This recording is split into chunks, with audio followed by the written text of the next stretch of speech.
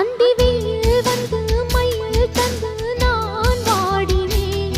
அடுத்துன்பம் எல்லாம் தென்றலிடம் நான் கூறினேன். அந்த தென்றல் பெண்ணும் சொன்னாளம்மா உந்தன் சேதியே.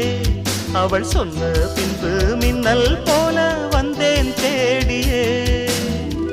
என்னை நீ தொட்டவுடன் எங்கவோ பொன்னுதையா.